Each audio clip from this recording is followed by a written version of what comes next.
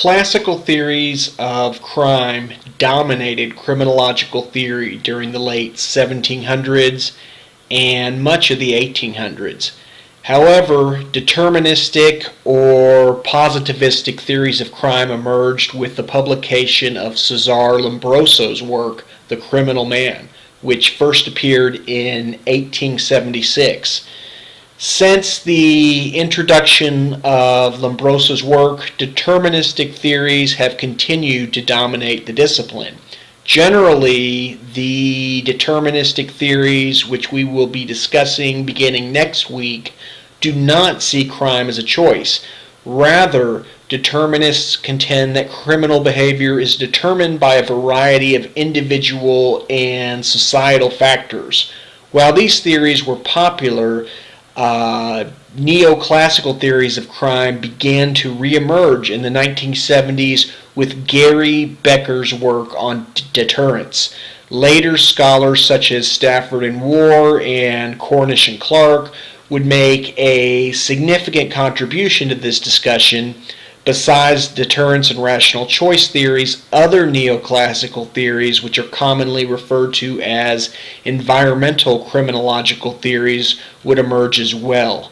All of the theories that shall be discussed in this lecture are neoclassical theories, since their work ultimately rests on the classical view that criminals are normal, rational individuals who choose to commit crime after calculating the potential risks and rewards of doing so. All of the theorists that I shall discuss will share this fundamental assumption, even though they may differ in other respects. So I think it's fair to view the theorists in this lecture as close cousins, with certain different viewpoints that ultimately manifest the classical view just described. Deterrence theory argues that people are rational and pursue their own interests, attempting to maximize their pleasure and minimize their pain. As you may recall from the supplemental reading, Tibbets contends that research has shown that individuals who have a stake in society are candidates who are most likely to be deterred by sanctions. For this reason, deterrence theory may do an especially good job of explaining white-collar crime and drunk driving, since these two types of offending often occur by persons in the middle classes who presumably have the most to lose. Scenario research has been a fairly effective strategy in testing deterrence theory. As I mentioned earlier, most criminologists attribute Gary Becker, who's actually an economist, as being one of the first scholars to identify and fully discuss the utility of deterrence theory. As you read through the assigned readings, be sure that you understand the differences between general and specific deterrence. In their 1993 article, Mark Stafford and Mark Warr argued that deterrence researchers should focus either on specific or general deterrence. Incidentally, I was fortunate enough to have been a student of both Stafford and Warr at the University of Texas. Professor Warr is still there. However, Stafford has moved down I-35 about 30 minutes to Texas State University. For those of you who choose to go on and pursue a PhD, there's a fairly good chance you may decide to go to Texas State, as it is the only university that offers a PhD in criminal justice that is in the Central Texas region. So you too may have Professor Stafford as one of your future instructors. There's quite a bit to remember about their article. First, the authors contend that studies on deterrence need to examine an individual's direct experience with punishment as well as his or her indirect experience with punishment. Also, Stafford and Warr develop a phrase which they refer to as punishment avoidance. They suggest that punishment avoidance is likely to affect one's perceptions of both the certainty and severity of punishment. To use an example, if a graffiti artist often avoids punishment, he may view himself as immune from punishment, which will increase the criminal behavior. Also, the authors suggest that their reconceptualization is most compatible with a particular type of criminological theory. I'm not going to say what it is.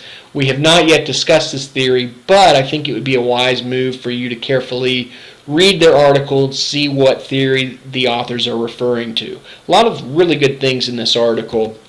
Next, we're going to turn to Cornish and Clark's version of rational choice theory, which was developed in the mid-1980s. The authors develop a concept which they refer to as bounded rationality. And by this, the authors suggest that individual rationality is constrained by all sorts of biological, psychological, and social factors. And by this they mean that researchers should focus on particular types of crimes rather than examining all crimes in general. And they argue that this is mainly due to the fact that costs and benefits associated with different crimes may vary. Cornish and Clark also make a distinction between criminal involvement and criminal events. And as you are reading this article, try to think about what they mean by these two terms. One of the major criticisms of rational choice theory is that several scholars have suggested that criminals often commit crime with very little planning and very little consideration for costs and benefits. Interestingly, Cornish and Clark acknowledge this. Still, they argue that even impulse acts reveal some consideration of the costs and benefits. Finally, their concept of bounded rationality is worth mentioning again, as this is one of the author's main contributions to rational choice theory. Next, let us consider environmental criminology. These theories focus on explaining crime events as well as exploring the role that opportunity plays in crime. As you can see below, there are at least 3 theories of environmental criminology, and everyone was asked to read an article that reflects one of these theories. First, let's turn to the routine activities theory. This theory was proposed by Cohen and Felsen in 1979, and in this neoclassical environmental theory of crime, the authors argue that crime is likely to occur when a motivated offender and a suitable target come together in the absence of a capable guardian.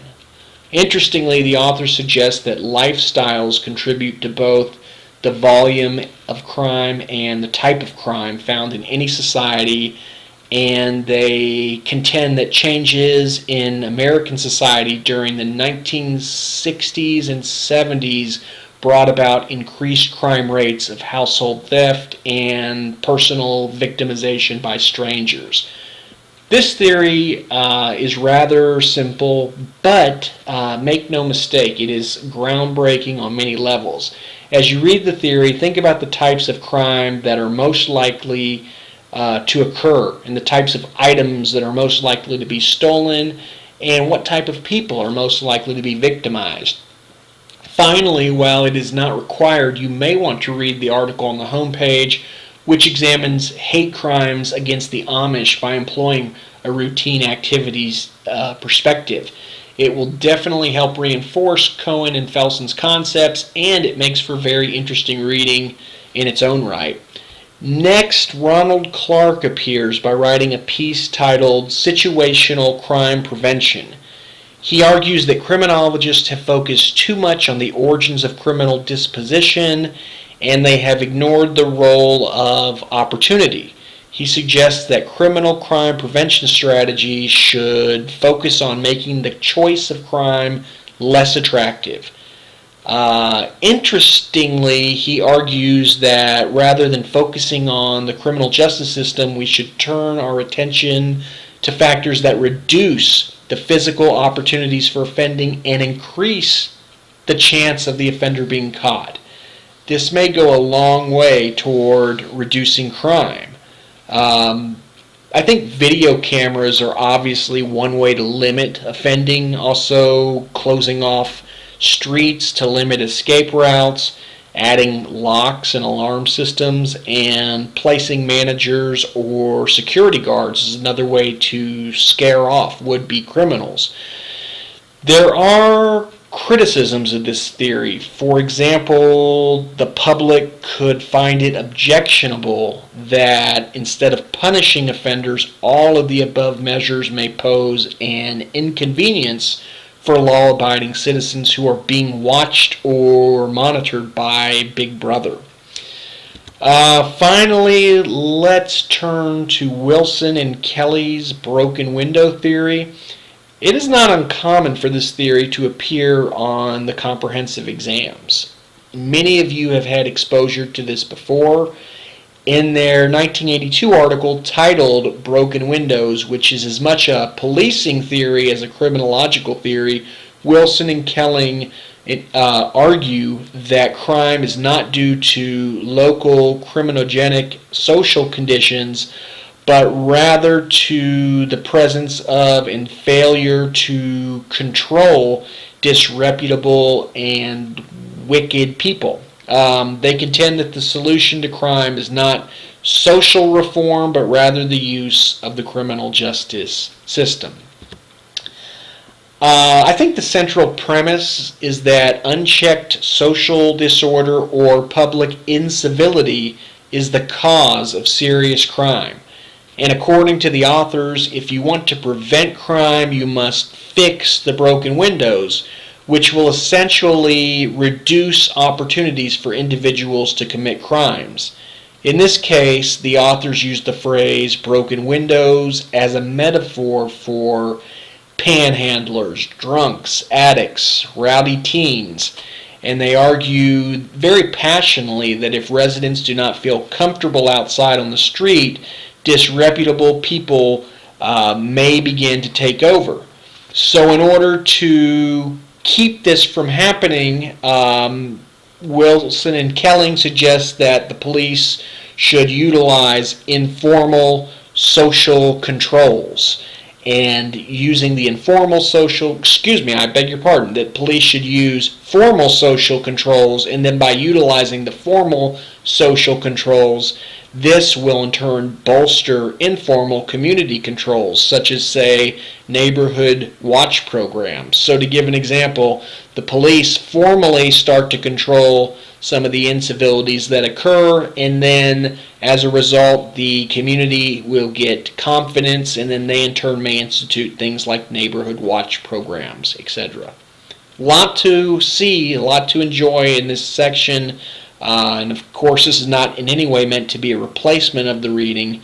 But if you have any questions, let me know, and I'll see you online.